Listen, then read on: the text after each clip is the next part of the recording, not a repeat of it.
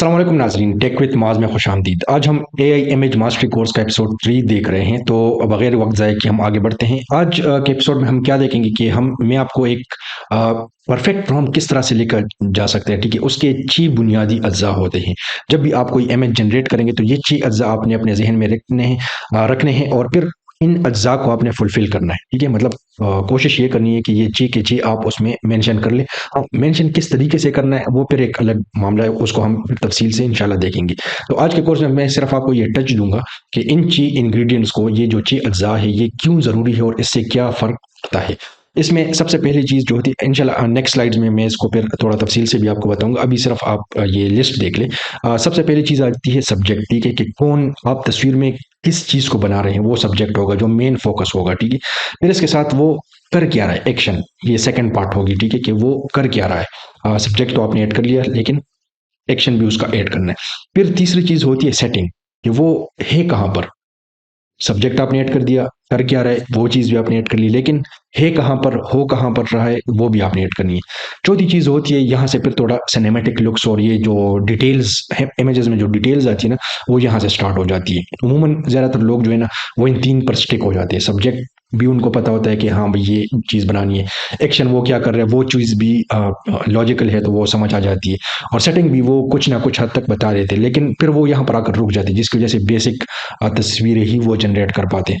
यहाँ से फिर थोड़ी चीज़ प्रोफेशनल होने शुरू हो जाती है। स्टाइल, ठीक है, ये भी एक इंग्रेडिएंट इंशाल्लाह इसको हम देखेंगे।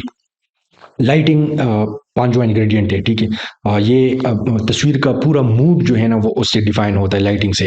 मतलब तस्वीर आपको बोलती नहीं है कि मेरा मूड क्या है, लेकिन असल में फील होता है। वो तस्वीर जब आप देख रहे होंगे तो उस लाइटिंग से आपको वो फीलिंग आएगी। इसकी पूरी एक साइंस है, ठीक है, पीछे।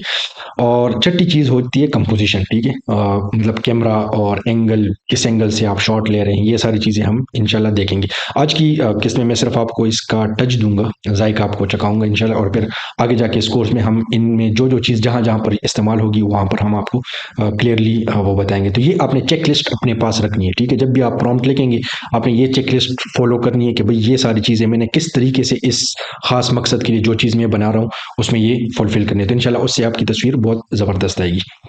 अच्छा, अब आते हैं सबसे पहले इंग्रेडिएंट की तरफ। ठीक है, जो हमने बात की थी कि सब्जेक्ट, मतलब क्या चीज़ हम बना रहे हैं। ठीक है, इसकी तारीफ क्या है।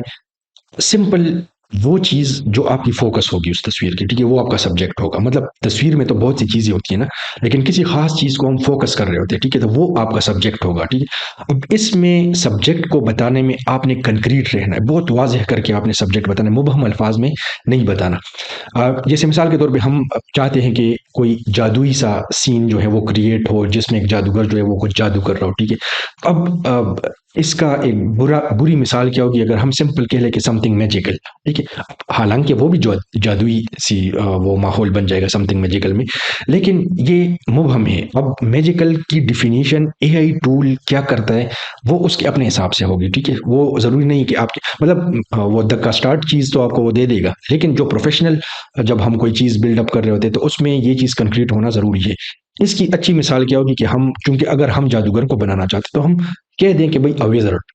ठीक है, अब हमने बिल्कुल कंक्रीट उसको बता दिया कि भाई हमें चाहिए विज़र्ड। हाँ, फिर इसमें मजीद तफसीलात है कि वो विज़र्ड कैसा हो, किस तरीके से हो, उसकी स्ट्रक्चर कैसी हो, वो फिर इंशाल्लाह हम जब थोड़े एडवांस लेवल पे जाएंगे तो उसमें ये चीज़ें स्टेप बाय स्टेप कवर करेंगे। ठीक है, तो ये चीज़ आपने ज़हन में रखनी है कि सब्जेक्ट जितना भी क्लियर होगा, क्लियर आप बताएंगे ना, उतनी क्लियर इमेज आपको जो आपके माइंड में है वो ट्रांसलेट होके ये आपको दिखाएगा। तो अब इसका एक डेमो हम सरसरी सा देख लेते हैं।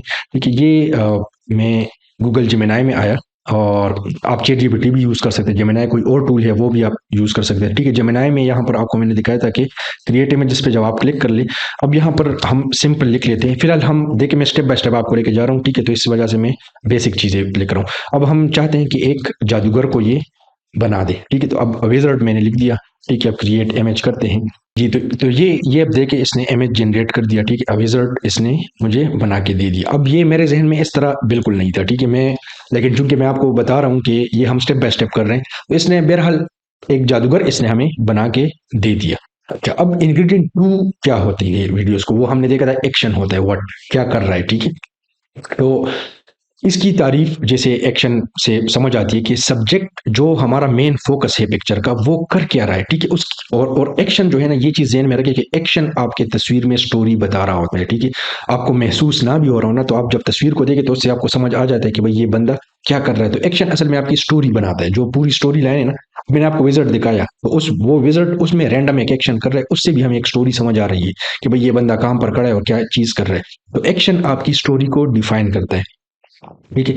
तो और इसका मकसद क्यों होता है एक्शन को स्पेसिफाई करना और क्लियर बताना क्यों जरूरी, क्योंकि ये इमेज को एक तो ओपन एंडेड नहीं छोड़ता। अगर हम ओपन देखिए, अब हमने द विज़र्ड सर्फ लिखा तो उसने ओपन एंडेड एक पिक्चर बना दी। अब मैं ये नहीं चाह रहा था, मेरे ज़हन में इस किस्म की तस्वीर नहीं थी, लेकिन फिर भी उसने मुझे जो उसके उसने एज्यूम किया उसने वो करके दिखाया, ठीक है।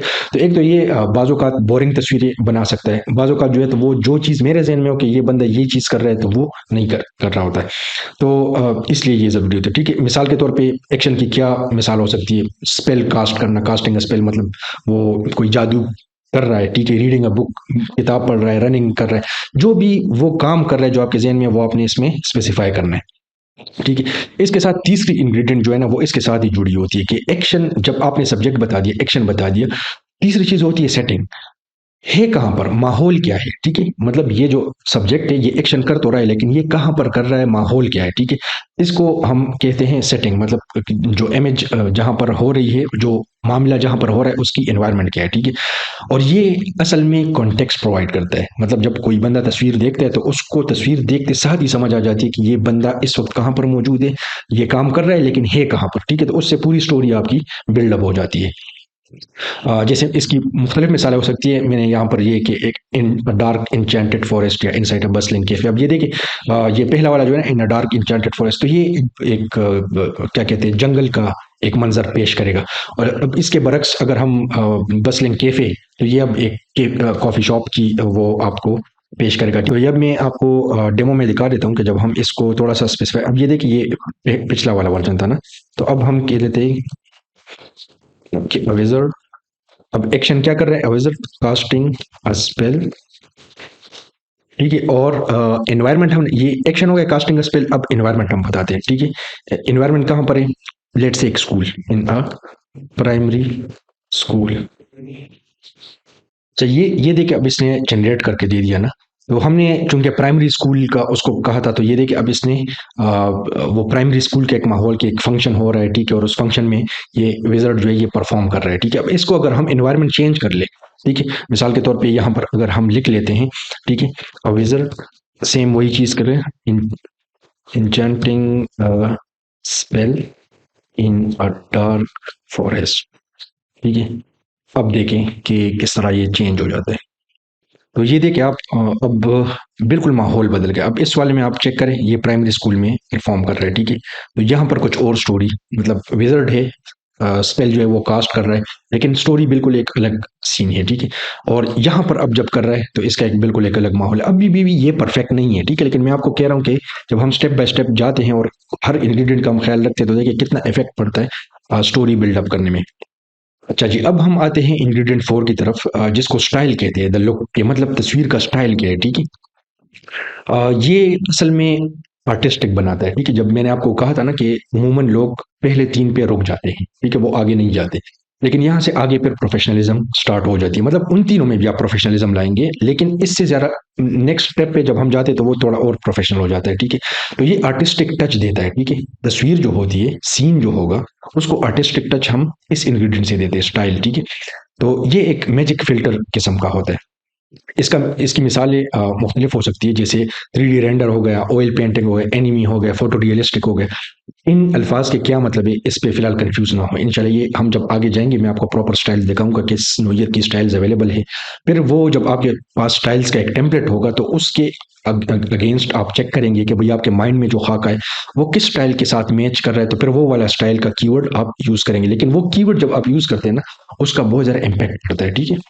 तो ये सिर्फ अभी फिलहाल आपको मैं बता रहा हूँ, तो उस पे कंफ्यूज नहीं होना कि भाई ये क्या कीवर्ड्स लिखे हुए हैं।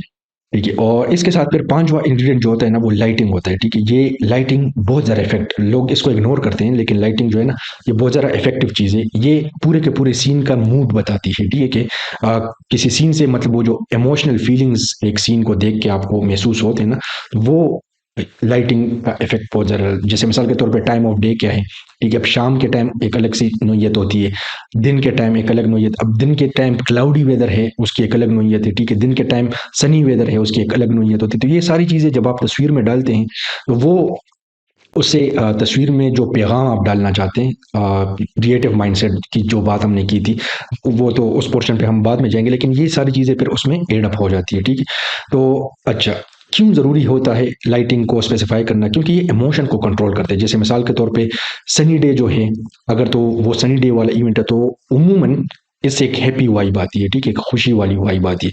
अब डार्क स्पूकी मिस्ट, मतलब जो डार्कनेस वाली वाइब्स होती है तो उससे थोड़ी स्केरी वाइब्स आती है, मतलब बंदे को थोड़ा डर लगता है, थोड़ा खौफनाक माहौल बन जाता है। फिर थोड़ा अगर धुआं भी हो तो और स्केरी हो जाता है। ठीक है, तो अब ये क्या चीज़ होती है? तस्वीर तो उधर ही, मतलब करेक्ट उधर है, एक्शन वो सेम ही कर रहे हैं, लेकिन जब आप लाइटिंग चेंज करते हैं तो उस लाइटिंग से उस पूरे सीन का पैगाम जो है वो तब्दील हो जाता है। ठीक है, अच्छा, अब इसकी एग्जांपल क्या होगी? एग्जांपल इसकी सिनेमैटिक लाइटिंग किस चीज़ को कहते हैं, बिल्कुल टेंशन ना ले, इंशाल्लाह इसको हम आगे कवर करेंगे। ठीक है, गोल्डन और सन, ये एक टर्मिनोलॉजी यूज होती है फोटोग्राफर्स और ये वीडियोग्राफी जो लोग करते हैं उनको पता होगा। तो ये इसकी एक अपनी एक फीलिंग होती है। ठीक है, नियॉन लाइट्स ये एक अलग चीज़ है, स्पूकी मिस्ट, इस तरह की और बहुत सी मिसालें इंशाल्लाह इसको हम देखेंगे।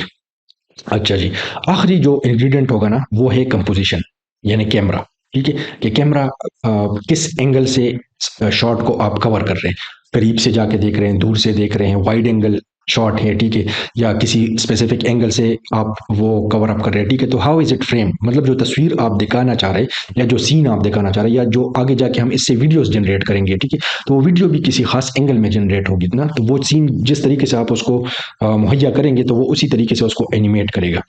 ठीक है, ये क्यों ज़रूरी होता है? क्योंकि देखिए, हम जब पिक्चर होता है ना तो पिक्चर से हम सामने वाले को अल्फाज कहे बगैर उसको एक पैगाम पहुंचा रहे होते हैं। ठीक है, तो उसमें सब्जेक्ट को हम जिस एंगल, आपने अगर देखा होगा कुछ सीन्स में, मिसाल के तौर पे ये जो चोर भाग रहा होता है और उस तरह के सीन्स ये ड्रामा और मूवीज वगैरह में अगर दिखा रहे होते हैं तो कैमरा को मुसलसल ये लोग ऐसे हिला रहे होते हैं। ठीक है, वो हिल रही होती है कैमरा। क्यों? क्योंकि उस हिलने से हमें ये फीलिंग आती है कि भाई शायद मैं भी इस चोर के पीछे बिल्कुल दौड़ रहा हूँ। ठीक है, तो वो रियलिस्टिक फीलिंग आती है। तो ये व्यूअर की आई को डायरेक्ट करता है और उससे फिर वो फीलिंग्स जनरेट होती है। ठीक है, अब इसकी एग्जांपल मुख्तलिफ हो सकती है। कुछ मिसालें, क्लोजअप पोर्ट्रेट, ये एक टर्मिनोलॉजी है, जो फोटोग्राफी वगैरह करते हैं उनको पता होगा। लेकिन आप लोग, फिर वही बात कह रहा हूँ, ये कीवर्ड्स मैं आपको सिर्फ मिसालों के तौर पे दिखा रहा हूँ, फिलहाल आप इसकी टेंशन ना लें, इंशाल्लाह इसको हम कवर करेंगे। ठीक है, वाइड एंगल शॉट ये एक अलग किस्म है, ड्रोन व्यू, ठीक है, जो ऊपर से बर्ड आई व्यू आती है तो वो एक अलग शॉट होता है। ठीक है, तो ये सारे एंगल्स कवर करते हो इससे सीन की, जैसे मिसाल के तौर पे आप एक जंग दिखा रहे हैं दो, तो उसमें आप क्लोजअप शॉट्स भी दिखा सकते हैं जब आप इंटेंस मोमेंट्स दिखा रहे होते हैं, लेकिन आप ड्रोन शॉट पे वो पूरा वो कवर कर सकते हैं कि दोनों लश्कर आमने सामने हैं। ठीक है, तो उसकी कवरेज आप कैसे करेंगे, ड्रोन शॉट आप, तो ये इस तरह के एंगल्स आप डिफाइन करते हैं जिससे व्यूवर्स का वो करते हैं। अब इसकी डेमो हम देख लेते हैं। अच्छा, ये अब देखिए, ये अब वही वाला सीन है ना, तो अब हम इसमें ये बाकी तीन जो फैक्टर्स है वो भी ऐड करके थोड़ा सा देखते हैं कि इस पे क्या इम्पेक्ट पड़ता है। ठीक है, अब हम इसको स्टाइल बता रहे हैं। ठीक है, 3D पिक्चर स्टाइल पिक्चर, मतलब पिक्चर का अब हम एक स्पेसिफिक स्टाइल बताते हैं। ये किस चीज को कहते हैं इसकी फिलहाल आप टेंशन ना ले। ठीक है, सिर्फ मैं आपको इफेक्ट दिखा रहा हूँ। ठीक है, of a wizard casting spell, wizard casting spell तो सेम है। ठीक है, विजर्ड है, सब्जेक्ट हो गया, कास्टिंग स्पेल इसका एक्शन हो गया। ठीक है, 3D पिक्चर स्टाइल ये स्टाइल हो गई। स्टैंड, अच्छा, ये एनवायरमेंट है, standing in the middle of a barren land, मतलब एक बंजर जमीन के बीच में हम उसको खड़ा करके उससे एक चीज जनरेट करना चाहते हैं। विद स्पूकी मिस्ट, ये लाइटिंग, ये स्पूकी मिस्ट जो है ना ये लाइटिंग है। और ड्रोन व्यू शॉट, ये किस एंगल से इसको कवर करेगा हम वो दिखाना चाह रहे हैं। ठीक है, तो अब हम चेक करते हैं कि ये क्या इम्पैक्ट डालता है। चाहिए, अब इसने देखे तस्वीर ऐड कर ली। ठीक है, अब ये कितनी प्रोफेशनल है कितनी प्रोफेशनल नहीं है वो एक अलग मामला है। ठीक है, क्योंकि हमने अभी बिल्कुल बेसिक एक प्रॉम्प्ट, मैंने सिर्फ आपको 6 इंग्रेडिएंट्स मिला के आपको दिखाया। ठीक है, लेकिन अब आप देखें कि सेम वो है लेकिन स्टाइल कितना चेंज हो गया।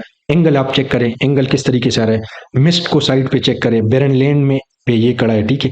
तो वो असल में अब बेरनलियन को भी हमने डिफाइन नहीं किया था, इन चीज़ों को थोड़ा डिफाइन करना होता है, ठीक है। तो बहरहाल इससे आपको अंदाज़ा हो जाएगा कि ये चीज इंग्रेडिएंट्स तस्वीर को किस तरीके से हम मैनिपुलेट कर सकते हैं अपनी रिक्वायर्ड एक चीज़ बनाने के लिए।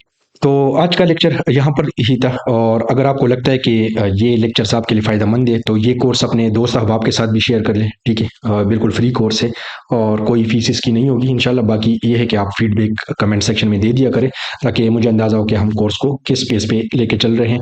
और कोशिश मेरी यही होगी कि जितना जल्द हम इन सारे टॉपिक्स को कर सके तो वो कवर कर सके इंशाल्लाह। नेक्स्ट एपिसोड में मुलाकात होगी, तब तक के लिए अस्सलाम वालेकुम वरहमतुल्लाहि वबरकातुहू।